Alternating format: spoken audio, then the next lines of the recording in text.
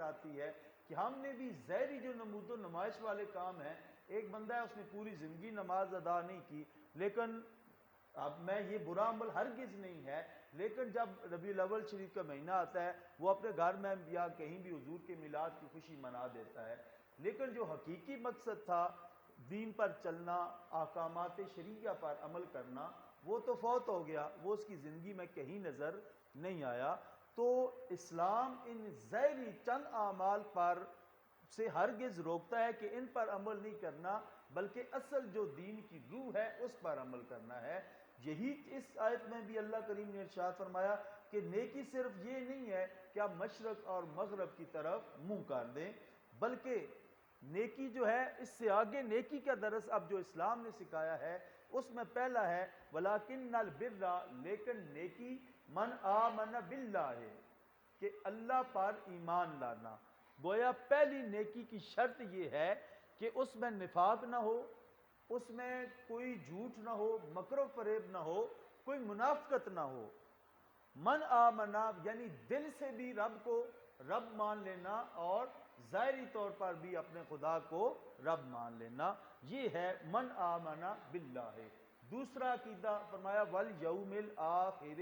اور آخرت کے دن پر ایمان رکھنا کہ کل قیامت کا دن ہوگا اور میرا رب مجھ سے اچھے اعمال کے بارے میں پوچھے گا، اگر میرے اعمال اچھے کم ہوئے تو وہ مجھے سزا دے گا، اگر میرے اچھے اعمال ہوئے تو اللہ کریم مجھے عزتیں عطا فرمائے گا۔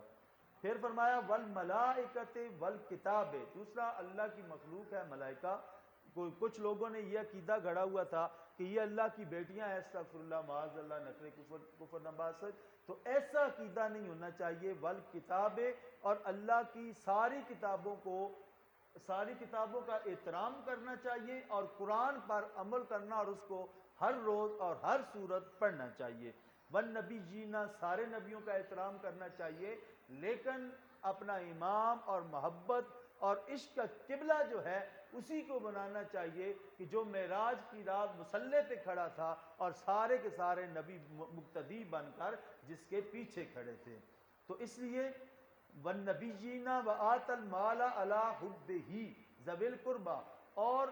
مال دینا علی حبہ، اللہ کی محبت میں ڈوب کر اپنے مال سے لوگوں کی مشکلات کو دور کرنا اور لوگوں کی مدد کرنا، یہ نیکی ہے، یہ اللہ کریم ارشاد فرما رہا ہے۔ پھر فرمایا والیتامی والمساکین، پھر یتیموں کی مدد کرنا، اور یتیموں کے بارے میں تو میں نے بارہا عرض کی ہے کہ اللہ تبارک و تعالیٰ فرماتا ہے کہ یتیم کے سر پہ جو ہاتھ رکھتا ہے جتنے بال اس کے ہاتھ کے نیچے اس کے آتے ہیں اللہ کریم اتنی ہی اس کو نیکیاں عطا فرماتا ہے۔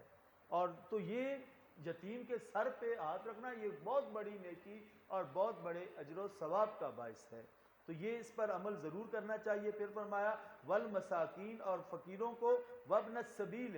اور مسافروں کو۔ بعض اوقات ایسا ہوتا ہے کہ ہم مسافروں کے ساتھ بڑا برا سلوک بھی کرتے ہیں، تو سفر کے دوران یا کہیں بھی چلتے ہوئے اگر کوئی مسافر کسی مشکل میں نظر آئے تو اللہ کے اس فرمان کے تابع ہو کر اس کی کچھ نہ کچھ مدد کر دیں، انشاءاللہ العزیز اللہ آپ کو اس کا اجر عظیم عطا فرمائے گا۔